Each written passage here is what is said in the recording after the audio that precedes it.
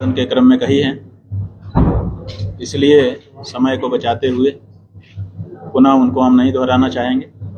आपका अगर प्रश्न हो तो एक एक करके आप पूछें तो हम उनका एक एक करके। महाराज जी, मैं धीरज सजवान हूँ, ईटीवी भारत से हूँ। आप उत्तराखंड की यात्रा पे थे, किस तरह का आप देख रहे हैं? क्योंकि हमने पिछले कुछ समय में देखा है कि चाहे यहाँ पे डेमोग्राफिकल चेंज की बात हो, चाहे धामों में जो हस्तक्षेप हुआ है उसकी बात हो, तो क्या कुछ कहेंगे आप शॉर्ट में इसको लेकर? देखिए, उत्तराखंड देवभूमि है और तपोभूमि है। पूरे देश से जब किसी का उपनयन संस्कार होता है, जब किसी का संन्यास ग्रहण होता है, जब कोई धार्मिक कार्यक्रम होता है, तो पूरा देश उत्तर दिशा की ओर बढ़ता है, उत्तराखंड की ओर बढ़ता है कि हम हिमालय जाएंगे, वहाँ तपस्या करेंगे। ये जो देवभूमि, ये तपोभूमि, आज इसकी प्रकृति को परिवर्तित होते हुए हम लोग देख रहे हैं, जो कि एक अच्छा संकेत नहीं है। हम ये चाहते हैं कि इस बारे में यहाँ के लोगों को गंभीरता से विचार करना चाहिए कि जो प्रकृति है इस भूमि की, उस प्रकृति से छेड़छाड़ ना हो। प्रकृति का मतलब यहाँ हमारा पर्यावरण नहीं है। प्रकृति का मतलब इस भूमि के तपोभूमि और देवभूमि से होने से है।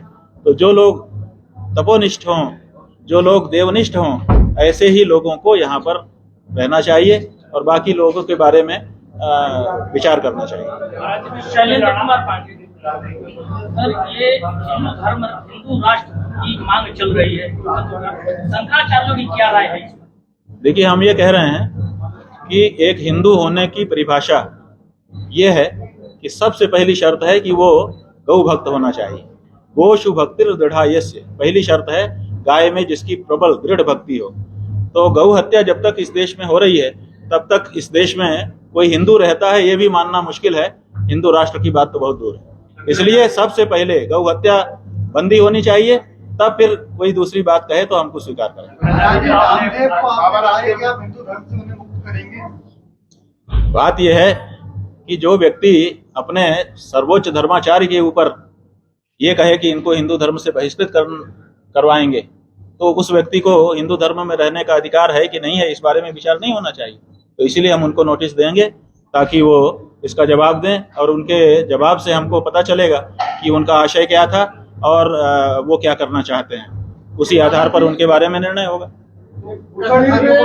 रणवीर सिंह लागू होना चाहिए। हाँ जी, हत्या रोकने के लिए राजा रणवीर सिंह जी का अध्यादेश लागू होना चाहिए। देखिए, राजा रणवीर सिंह जी का जो कानून था, रणवीर दंड संहिता, विक्रम संवत 1889, देखिए उसमें विक्रम संवत पड़ा हुआ था। आज भारत के किसी भी कानून में विक्रम संवत है? विक्रम संवत हिंदुओं का संवत्सर है। वो अगर किसी कानून में पड़ा हुआ है, इसका मतलब कि वो हिंदू कानून है।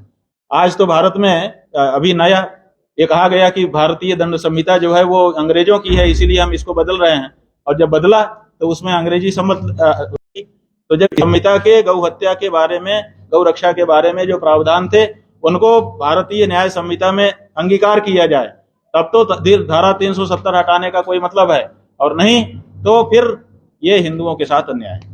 केदारनाथ में 2 दिन बाद उपचुनाव होने हैं। देखा जाए तो प्रदेश की जो दोनों प्रमुख पार्टियां हैं वो लगातार ये कह रही है कि इस बार का जो चुनाव है केदारनाथ प्रतिष्ठा का चुनाव है। क्या लगता है कि राजनीति के अंदर भगवान का नाम जीतना सही है? आप सोच? देखिए, केदारनाथ जी जो हैं वो जीतने और हारने की चीज नहीं है, वो आत्म शांति की चीज है। इसलिए केदारनाथ जी का उपयोग आत्म शांति के लिए किया जाना चाहिए, आशीर्वाद के लिए किया जाना चाहिए। मीडिया हाउस यही रिपोर्टिंग कर रहा था कि अभी लगेगा, अब लग रहा है, अब आ रहा है, अब जा रहा है, अब सुरक्षा हो रही है, चीजें। तो जो रिपोर्टिंग लगातार सभी समाचार पत्रों की ओर से, चैनलों की ओर से की गई है, उसको हम कैसे झूठ मान लें? उसी के आधार पर हमने ये कहा। और दूसरी बात यह है कि उत्तराखंड की सरकार के मंत्री जी ने कहा था कि हम जांच करवा रहे हैं। आज तक जांच की रिपोर्ट क्यों नहीं आई? अगर आपके ऊपर कोई आरोप लगाया गया तो आपको उसको दूध का दूध पानी का पानी करना चाहिए था, लेकिन वो आई नहीं आज तक। फिर बीच में जब हम लोगों ने दोबारा ये बात उठाई, तब ये कहा गया कि हमने जांच हो गई है, सरकार के पास है, हम उसको सार्वजनिक कर देंगे। उसको भी 3-4 महीने हो गए। तो ऐसी परिस्थिति में इस बारे में जांच क्यों नहीं होती है? जांच की रिपोर्ट सार्वजनिक क्यों नहीं होती है? और क्या सारी मीडिया हाउस झूठे हैं? क्यों उसी समय, जिस समय मीडिया हाउस छापता था, उसी समय बद्रीनाथ केदारनाथ मंदिर समिति के पदाधिकारियों ने खंडन क्यों नहीं किया कि मीडिया गलत रिपोर्ट कर रहा है? उसी समय उत्तराखंड की सरकार ने क्यों खंडन नहीं किया कि मीडिया गलत रिपोर्ट छाप रही है, इतना सोना नहीं आया है? इन चीजों का खंडन क्यों नहीं किया गया उस समय? इसका भी तो जवाब सरकारों को और बद्रीनाथ केदारनाथ मंदिर समिति को देना होगा। शीतकालीन यात्रा शुरू कर रहे हैं आप इस बार से? पिछली बार देखिए, हमने पिछले बार से ही शुरू कर दी थी और इस बार भी पौष कृष्ण प्रतिपदा से 16 दिसंबर से हमारी शीतकालीन यात्रा शुरू हो जाएगी। हाँ जी, क्या शेड्यूल रहेगा, कैसे कैसे जाएंगे? उसका जो रूप है, पहले यमुनोत्री, फिर गंगोत्री, फिर केदार, फिर बद्री, तो मतलब उन्हीं का जो शीतकालीन स्थान है उन्हीं स्थानों में। क्या मकसद है इसका? मकसद ये है कि एक भ्रांति उत्पन्न हो गई है हिंदू समाज में, वो विशेष करके हो गई है वहां के लोगों की शब्दावली के कारण और मीडिया रिपोर्टों के कारण। आप लोग ये प्रचार करते हैं, पूरे देश में समाचार भेजते हैं कि पट बंद हो गए, तो लोग समझते हैं कि अब दर्शन नहीं होगा, अब पूजा नहीं हो रही है। तो ये भ्रांति है। केवल ग्रीष्मकालीन स्थान पर बंद हुआ है, शीतकालीन स्थान पर डोली आकर के वहां पूजा होती रहती है, वहां दर्शन होता रहता है, पुण्य वही मिलता रहता है। तो ये जो भ्रांति उत्पन्न हो गई है लोगों के मन में कि 6 महीने ही दर्शन पूजन होते हैं, बाकी नहीं होते हैं, उसको तोड़ना हमारी यात्रा का उद्देश्य है। एक मिनट, ये बोल रहे हैं, फिर आप। हाँ, रामलीला ग्राउंड से एक डेडलाइन आपने तय की थी, गौ माता को राष्ट्रमाता का दर्जा देने के लिए सरकार को कहा था, लेकिन वो डेडलाइन भी खत्म होने के बाद अभी तक ना तो केंद्र सरकार ना राज्य सरकार इस पर कोई काम नहीं। महाराष्ट्र की सरकार ने घोषित किया राज्य माता, एक सरकार आगे आ गई, अब दूसरी सरकारें भी इस बारे में विचार कर रही हैं। बहुत से मुख्यमंत्रियों ने हमसे संपर्क किया है कि हम तो तैयार हैं। कुछ लोगों ने कहा कि हम अपने यहाँ मीटिंग कर रहे हैं, कुछ लोगों ने कहा कि हमको ऊपर से आदेश की प्रतीक्षा कर रहे हैं। तो प्रक्रिया चल रही है।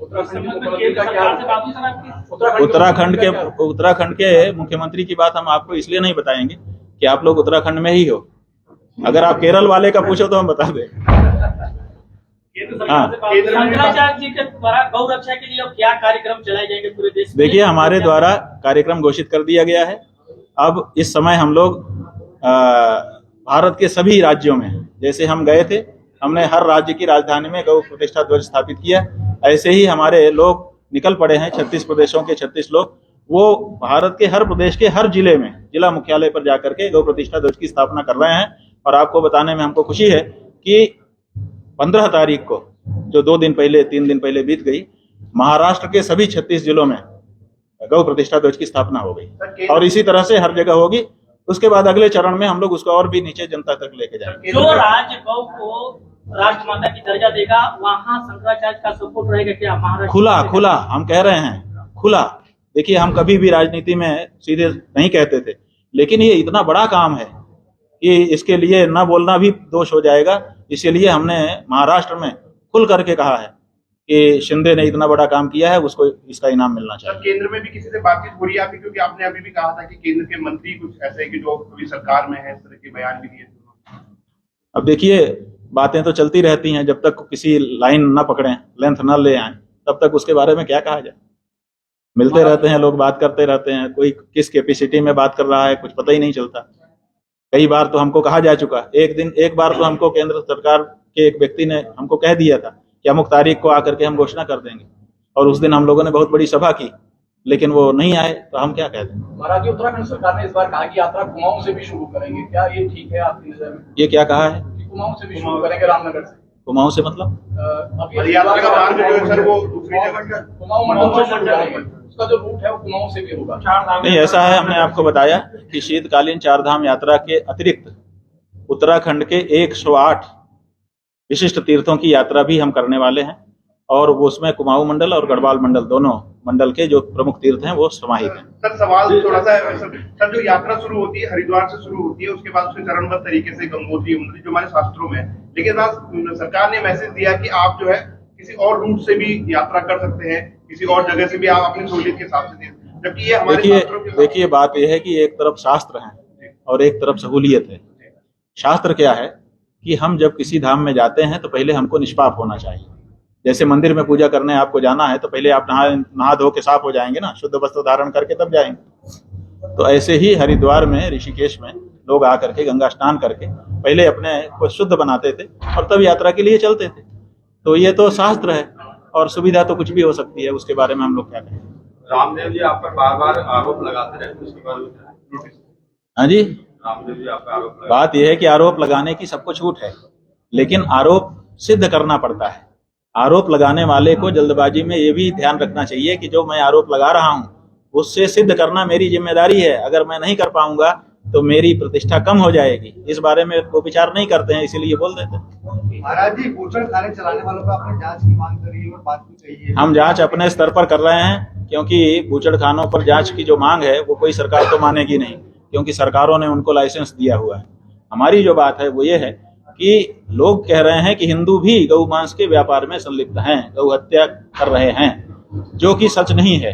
इसीलिए हिंदू नाम धारण करके अगर कोई किसी कंपनी का डायरेक्टर कोई बूचड़ खाना चला रहा है तो हम उसको नोटिस देंगे कि तुम हिंदू नाम धारण करके ये कैसे कर सकते हो, कारण बताओ, नहीं तो हिंदू धर्म से तुमको बहिष्कृत घोषित करेंगे। महाराज जी, श्रीनगर में जो है बूचड़ खाना उपलब्ध है और बेशक वहाँ पर जो है बड़े पशु नहीं करते हैं, लेकिन बूचड़ खाना उस रोड पर मौजूद है, तो क्या इस तरह के बूचड़ खानों पर भी कार्रवाई? नहीं, जहाँ पर गाय की बात, अभी हम गाय की बात कर रहे हैं और गाय में भी जो शुद्ध देशी नस्ल की हमारी रामा गाय है उसके बारे में हमारी बात है। तो जहाँ पर उनकी हत्या हो रही है उसके बारे में हमारा आंदोलन है और उसी के बारे में हमारी बात है। बाकी के बारे में अभी हम नहीं बोल रहे हैं, क्योंकि हमारा ये कहना है, वैसे तो हम जीव दया वाले हैं, हम किसी भी प्राणी की हिंसा नहीं चाहते, चींटी को भी नहीं चाहते कि मर जाए हमारे कारण, उसमें कारण हम बने, लेकिन हम सबकी रक्षा का अगर संकल्प ले लेंगे तो किसी की नहीं कर पाएंगे। इसलिए एक जो सबसे पहले, जैसे भारत में अगर आक्रमण होगा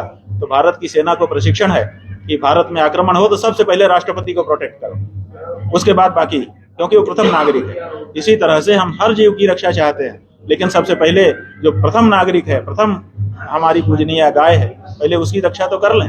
जब उसको कर लेंगे तब दूसरे के बारे में सोचेंगे।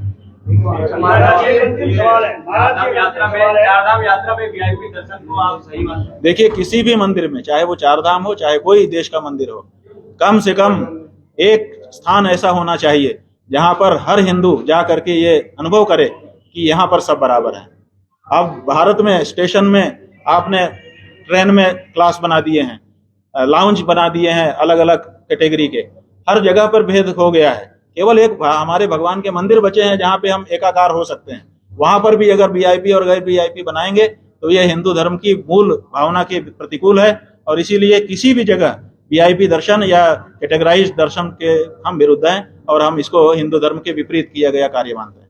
महाराज जी, दो विधानसभाओं ने गौ माता को राष्ट्रमाता का दर्जा दिलाने के लिए प्रस्ताव भेजे हैं, बाकी के जो स्टेट है वो क्यों नहीं आगे आ रहे हैं और हमारा राज्य जो है वो इसमें क्यों पिछड़ रहा है, क्योंकि ज्यादातर आपकी यहीं पे उपस्थिति है।